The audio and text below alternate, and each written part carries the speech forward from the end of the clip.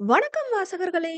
என் கற்பனைகளின் எதிரொலியை உங்கள் காதுகளில் சேர்க்கும் ஆண்டாள் வெங்கட்ராகவன் ஒலிப்புத்தக தளத்திற்கு உங்களை அன்புடன் வரவேற்பது உங்கள் ஆண்டாள். இன்னைக்கு நாம கேட்க போற கதை அகமால வந்த அகவாளனே. கதையின் குரலாய் நான் ஆர்ஜே காமாட்சி. இந்த கதை பிடிச்சிருந்தா லைக் பண்ணுங்க, ஷேர் பண்ணுங்க. கதைய பத்தின கருத்துக்களை மறக்காம கமெண்ட்ல சொல்லிட்டு போங்க.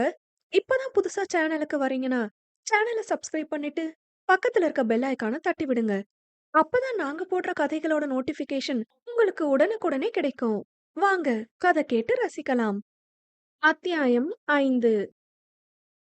நாட்கள் சில சிறகின்றி பறந்திட அன்று காலை மிகவும் பரபரப்பாக சமையல் வேலையில் ஈடுபட்டிருந்தாள் நறுவி. அன்று பெண்ணவள் தாமதமாக எழுந்திருக்க வேலைகள் அனைத்தும் தாமதமானதால் பரபரப்புடன் வேலை பார்த்தவளுக்கும் வேலைக்கு தாமதமானது. இன்னைக்கு லேட்டா தான் போக போறோம் என்று மனதோடு புலம்பியவளுக்கு பின்னிருந்து வந்த அறிவாளன், நவி நீ போய் ரெடி ஆகு, நான் பண்றேன் என்று கூற திகைத்து திரும்பினாள்.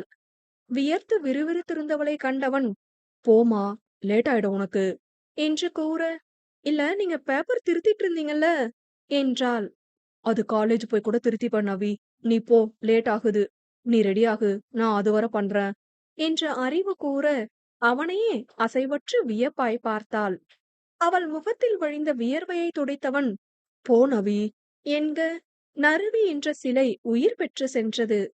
சில நிமிடங்களில் சமையல் வேலையை முடித்தவன் மூவருக்கும் உணவை கட்டிவிட்டு அறைக்குள் வர தனது அளவான கூந்தலை அழகாய் பின்னி முடித்திருந்தாள் பெண்.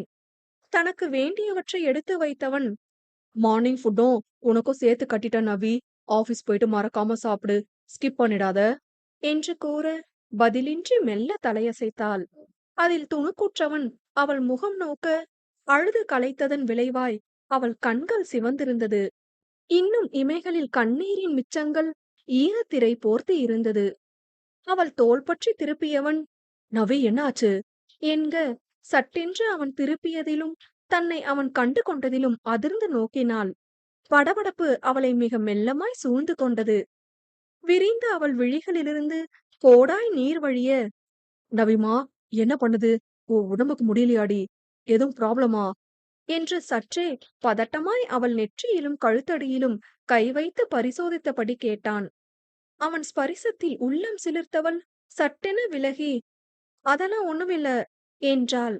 அவள் குரலில் அவளை ஆழ்ந்து நோக்கியவன் தன் தொண்டையை செருமிக் கொண்டு, பழைய நினைவு எதுவும் என்க அவனை வேதனையாய் ஒரு பார்வை பார்த்தவள், சாரிங்க, நான் வரேன் என்று விட்டு விரைந்திருந்தாள். அவளால் கட்டுப்படுத்த இயலாத ஒரு வேகம் அவள் கண்ணீரில் தெளித்தது.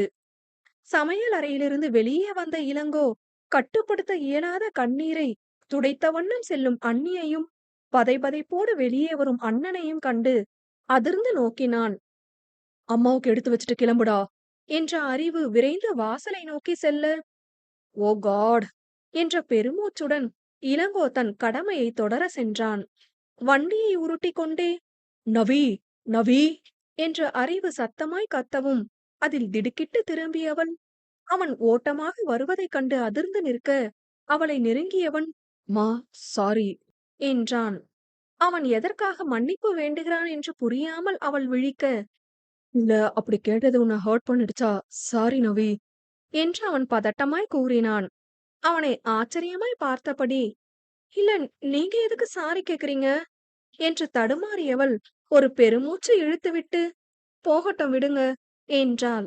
எதுவும் யோசிக்காம போமா என்றவன், உன் பாட்டு பஸ்ல போட சொல்றேன் என்க அதில் அவனை முறைக்க முயன்று பக்கென்று சிரித்தவள், போங்கங்க என்று விட்டு சென்றாள். பேருந்தில் ஏறியவள் மனம் மீண்டும் தறிக்கெட்டு துடிக்க, ஏ ராசாவே உன்ன நம்பி என்ற பாடல் ஒலித்தது. சட்டென நிமிர்ந்தவளுக்கு, உன் பாட்டு பஸ்ல போட சொல்றேன் என்ற அவன் வரிகள் மனதில் வந்து போக அவள் இதழ்களில் தன்னிச்சையாய் புன்னகை வந்து குடிபுகுந்தது. ஜன்னல் புறம் திரும்பியவளுக்கு சிரிப்பு இன்னும் தாராளமாய் வர அந்த சிரிப்பு இரவு தொலைந்து போக போவதை அவள் அப்போது அறிந்திருக்கவில்லை. அன்றைய பணிகள் முடிய இரவு உணவை செய்து கொண்டிருந்த நறுவிக்கு காமாட்சியும் உதவி கொண்டிருந்தார். அவளிடம் நேரடியாய் முகம் கொடுத்து சிரித்து பேசவில்லை என்றாலும், "பொண்ணே அத எடு. பொண்ணே அந்த காய நறுக்கி வையி. இந்தாம்மா இளங்கோவுக்கு சட்னி பச்சையா வச்சா பிடிக்காது. என்னது இது? மெத்துன்னு இருக்கு தோசை. அறிவுக்கு நல்லா முறுவலா சுட்டா ரொம்ப பிடிக்கும்." என்று அவளை திட்டுவதற்காக வேணும் பேச்சை கொடுப்பார். கோபத்திற்கு மாறாக அவர் முயற்சியில் சிரிப்பு வரப்பெற்ற அருவி சிரிப்பை கட்டுப்படுத்திய வண்ணம் அவருடன் சமைத்து முடித்து அனைத்தையும் கொண்டு வந்து வைத்தாள். உணவு பொழுது கலகலப்பாகவே கழிய அனைவரும் அவரவர் அறைக்கு உறங்க சென்றனர். கட்டிலில் அமர்ந்தபடி நறுவி அலைபேசியில் கதை படித்துக் கொண்டிருக்க, அறிவு தூக்கம் வராததால் அலைபேசியில் பொழுதை ஓட்டிக் கொண்டிருந்தான். நேரம் கடக்கவே கதை படிப்பதை நிறுத்தியவள் ஒருமுறை முகநூல் பக்கம் சென்று பார்வையை ஓட்டவிட்டு அணைத்து வைக்கப் போகும் நேரம் அவள் கண்ணில் அந்த பதிவு பட்டது. அத்தனை நேரம் ஏதோ ஒரு சின்ன அசைவையாவது அவளிடம் உணர்ந்தவன் திடீரென அவள் விரைத்து விட்டதை உணர்ந்து திரும்ப அவள் விழிகள் அலைபேசியை பார்த்த வண்ணம் தழும்பி நின்றது. சட்டென அலைபேசியை அணைத்து மேஜையில் வைத்தவள் அவனுக்கு முதுகு காட்டி படுத்துக்கொள்ள, அறிவாளன் அவள் செயலில் புரியாமல் விழித்தான். "என்ன ஆச்சு? எதையோ பார்த்து ஷாக் ஆன போல இருந்தா, என்னன்னு கேப்பமா? அப்புறம் காலையில கேட்டது போல எதுவும் ஹர்ட் பண்ணிட்டா?" என்ற யோசனையில் தானும் அலைபேசியை அணைத்து வைத்தவன் படுத்துக் கொண்டான். யோசனையாய் அவளை பார்ப்பதும் விட்டத்தை வெறிப்பதுமாய் அவன் படுத்திருக்க, நேரம் சென்றதே ஒழிய அவனுக்கு தூக்கம் வந்த பாடில்லை. சில நிமிடங்களில் அவள் உடல் மெல்ல குலுங்குவதைப் போலிருக்க, அவளிடம் மெல்லிய விசும்பல் ஒலி எழுந்தது. அதில் துணுக்குற்று திரும்பியவன் அவளை நோக்க, கடினப்பட்டு தன் கண்ணீரை அடக்கிய போதும் தடுக்க இயலாத தவிப்போடு பாவை படுத்திருந்தாள். அதற்கு மேல் அமைதி காக்க விரும்பாதவனோ அவளை தன்புறம் திருப்பி, "நவிமா என்ன ஆச்சு?" என்க பாய்ந்து அவனை கட்டி கொண்டவள் வெடித்து அழத் துவங்கினாள். விசும்பி வெடித்து அவள் கண்ணீர் சிந்த, கடினப்பட்டு அடக்கிய கண்ணீர் வெடித்து சிதறி மேல் மூச்சு கீழ் மூச்சு வாங்க அவன் மார்பில் முகம் புதைத்து கதறினாள். "ஏய் என்னாச்சுடி? நவி என்னம்மா? எதுக்குடா?" என்று பலவாறு அழைத்து ஆடவன் அவள் முகம் நிமிர்த்த முயற்சிக்க, முடியலங்க" என்று இன்னும் இன்னும் அவன் மார்போடு ஒன்றினாள் பெண். "நவி ஏண்டா என்ன ஆச்சுடா? எதுவும் உடம்பு முடியலையா?"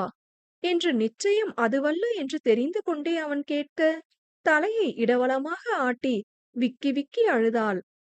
ஒரு கட்டம் மேல் அவளது கண்ணீர் அவனையும் கரைத்து கலங்க வைத்திட, அவனே அறியா வண்ணம் அவன் கண்களும் நீர் சுரந்தது. பெற்ற பிள்ளையின் பசி உணர்ந்து பால் சுரக்கப் பெறும் தாயைப் போல் அவள் வேதனை உணர்ந்துதான் கண்ணீர் சுரந்தான் அறிவாளன். அவள் முகத்தை வலுக்கட்டாயமாக நிமிர்த்தி தன் கைகளில் தாங்கியவன், "இங்க பாரு நவி" என்க கண்ணீரோடு அவனை பார்த்தாள். "எதுக்கு அழறன்னு சத்தியமா புரியலடி. ஆனா ரொம்ப வலிக்குது. ஏதாவது பிரச்சனைனா சொல்லுடி" என்று பதைபதைப்பான குரலில் அவன் வினவ, சோர்ந்து வலி நிறைந்த பார்வை ஒன்றை மட்டுமே பதிலாக கொடுத்தாள். அவள் வலி நிறைந்த பார்வையை வலிக்க வலிக்க உணர்ந்தவனோ, "சொல்ல முடியாட்டியும் பரவாயில்ல.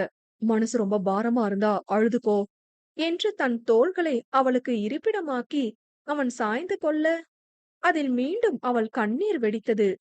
எத்தனை நாட்கள் அடக்கி வைக்கப்பட்டவையோ, தோள் சாய்ந்து அழ ஒரு துணையற்ற நிலையில்தான் உள்ளேயே அடங்கிவிட்டதுவோ என்று எண்ணும் வண்ணம் அவன் மார் சாய்ந்து அழுதாள். கண்ணீரை கொடுப்பதற்கு கூட ஒரு வகையான உரிமை உணர்வு வேண்டும். தோள் சாய்ந்து அழுதிட நான் இருக்கிறேன் என்று கை கொடுப்பதில்தான் எப்படியான நேசம் உள்ளது என்று எண்ணி அவள் மனம் இன்னும் இன்னும் கரைந்தது. "பாரடா என் மனம் சுமந்திருக்கும் பாரத்தை பார்" என்று காட்டும் விதமாய் அவள் கண்ணீர் அமைய, அதில் திணறி போனவன் நெஞ்சமும் அவளோடு சேர்ந்து விம்மியது. "உன் சிரிப்பு என்னையும் மகிழ்விக்கும் என்பது மட்டுமா காதல்? உன் கண்ணீர் என்னையும் கலங்கடிக்க செய்கிறதடி என்பதிலும் தான் எப்படியான காதல் உள்ளது?" அதை அவனே அறியாத வண்ணம் அவளுக்கு உணர்த்தி கொண்டிருந்தான். அவள் கடந்த காலம் அவளை துன்புறுத்துகிறதா, எனில் மறக்க முடியாத அசம்பாவிதம் அவளை நிலைகுலைய வைத்து விட்டதா, அவளது கடந்த கால வாழ்வை தான் கேட்டறிய வேண்டுமா என்று அவன் மனம் பல கேள்வி கேட்டு திசை திருப்ப, தற்போது தன் மார் சாய்ந்திருப்பவளின் நிம்மதியே முக்கியம் என அவளை இறுக அணைத்து தலை கோதியபடி படுத்தான். ஆனால் அவள் வருங்காலம் மட்டுமே போதும் என்று கூறும் காதலைப் போல் அவள் கடந்த கால காயங்களின் மருந்தாக இருக்கும் காதலும் அவசியமே என்பதை அவன் மெல்ல மெல்ல புரிந்து கொள்ளும் நாள் வரும். அவன் மார்பில் முகம் புதைத்து அழுது கலைத்து அவள் அப்படியே உறங்கிவிட, அவள் சுகந்தத்தை உணர இயலாத சோகத்துடன் அவனும் உறங்கி போனான். மறுநாள் காலை அவள் பதிவு செய்திருந்த அலாரம் தவறாமல் 5 மணிக்கு ஒலிக்க, பாவம் அதை அணைத்திட வேண்டி எழதான் அவளால் இயலவில்லை. ஒலி காதுகளை எட்டி கருத்தில் பதிந்த போதும் மயக்க நிலையிலேயே அவள் படுத்திருக்க, விடாது ஒலித்த இசையில் கண் விழித்தான் தமிழறிவாளன். முந்தைய இரவின் சோக மிச்சங்கள் அவன் அகத்தில் இன்னும் அமிலம் பாய்ச்சிக் கொண்டுதான் இருந்தது என்றாலும் மிகையாகாது. தன்மேல் முகம் சுருக்கி படுத்திருந்தவளைக் கண்டு வேதனையான ஒரு பார்வை வீசியவன் அவளை அணைத்தபடியே அலைபேசியை எடுக்க முற்பட, அவள் உடலின் உஷ்ணம் அவனையும் வந்து தீண்டியது.